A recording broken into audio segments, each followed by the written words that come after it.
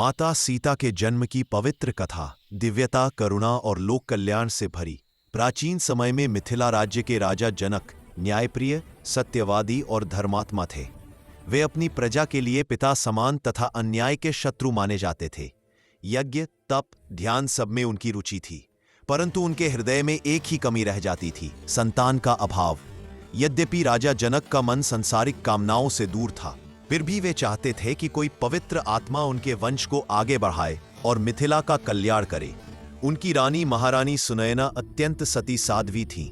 वे प्रतिदिन भगवान शिव और भगवती की आराधना करती, परंतु गोद में खेलता हुआ शिशु उनका भी सपना था।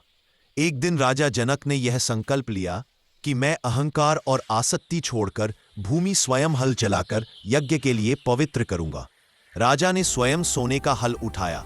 हजारों ऋषि मुनि, ब्राह्मण और प्रजा के लोग उपस्थित थे। जैसे ही राजा जनक ने भूमि पर हल चलाना शुरू किया, वातावरण में एक अद्भुत शांति फैलने लगी। हवा का स्पर्श भी मानो पवित्र हो गया।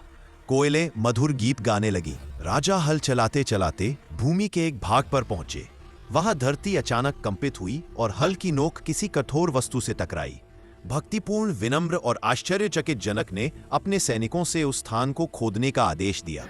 जैसे जैसे मिट्टी हटती गई, एक दिव्य सोने का कमल प्रकट होने लगा और कमल के भीतर एक नन्ही दिव्य तेजस्वी कन्या लेटी हुई थी। प्रकट हुई स्वयं लक्ष्मी। सीता कन्या इतनी तेजस्वी थी कि उसके मुख का प्रकाश स्वर्गीय किरणों जैसा चमक रहा था।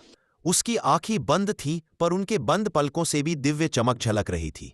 उनके अवतरण के समय आकाश में देव दुंदुभियां बज उठी, पुष्पों की वर्षा होने लगी। ऋषियों ने घोषणा की, यह कन्या स्वयं लक्ष्मी का अवतार है। राजा जनक के हृदय से आनंद के आंसू बह निकले। उन्होंने उस कन्या को उठाकर अपने हृदय से लगाया और कहा, यह मेरे तप का फल है। यह मेरी पुत्री होगी। इसका नाम होगा सीता। क्योंकि वह सीत हल द्वारा उखाड़ी गई भूमि से प्राप्त हुई थी, इसलिए उनका नाम पड़ा सीता। बालिका सीता की अद्भुत लीलाएं सीता के आने के बाद महल में अपार सुख बढ़ गया। महारानी सुनयना उन्हें अपनी आंखों में बसाए रहती। पर यह कोई साधारण बालिका नहीं थी। वह धरणी की पुत्री थी, इसलिए धरती के हर तत्व से उनका स्वाभाविक जुड़ाव था। फूलों से बात करती थी। मिथिला के पुष्पों में जैसे नया प्राण आ गया था। जहां सीता जाती, फूल खिल उठते। महारानी ने कई बार देखा कि सीता उन फूलों को छूती और वे पहले से अधिक सुगंधित हो जाते। पशु पक्षी प्रेम में बंध जाते। बगुले, मोर, हिरण सब उनके पीछे पीछे चलने लगते, जैसे कोई छोटी सी स्वर्गदूत हो। मिट्टी को स्पर्श करते ही हरा भरा खेत। एक दिन बालिका सीता बगीचे में खेल रही थी। गलती से उनके हाथ की गेंद दूर खेत में जा गिरी। जब वे उसे लेने गईं, उनके छोटे छोटे चरणों के स्पर्श से सूखी भूमि अचानक हरी घास से ढंक गई। किसानों ने यह देखकर कहा, हमारी राजकुमारी तो साक्षात अन्नपूर्णा है। जैसे जैसे सीता बड़ी होने लगी, उनकी बुद्धि, सौंदर्य और करुणा का प्रभाव पूरे राज्य पर फैलने लगा। वे माता पिता के प्रति अत्यंत आज्ञाकारी थीं। गुरुकुल में वे वेदों, शास्त्रों, कलाओं और औषधि शास्त्र में निपुण हो गई। कमजोरों की रक्षा करती और दुखियों को सांत्वना देती।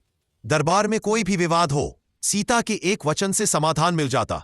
राजा जनक ने कई बार कहा, यह कन्या साधारण नहीं है, यह धरती पर किसी विशेष उद्देश्य से आई है।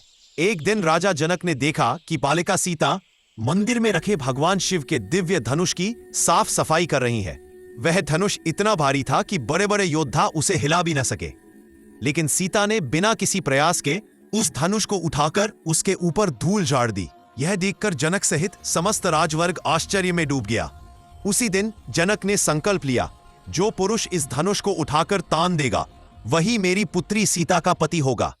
और यही आगे चलकर उन्हें भगवान श्री राम से विवाह के पवित्र बंधन में। सीता केवल मिथिला की पुत्री नहीं थी, वे पूरी पृथ्वी की आत्मा थी। उनका जन्म किसी स्त्री के गर्भ से नहीं, बल्कि स्वयं धरती मां की कोख से हुआ था। इसलिए उन्हें कहा जाता है, भूमिजा, भूमि से उत्पन्न, जनक नंदिनी, जनक की प्यारी पुत्री, वैदेही, विदेह देश की देवी। उनका जीवन त्याग, प्रेम, धैर्य और शक्ति का अद्भुत उदाहरण है।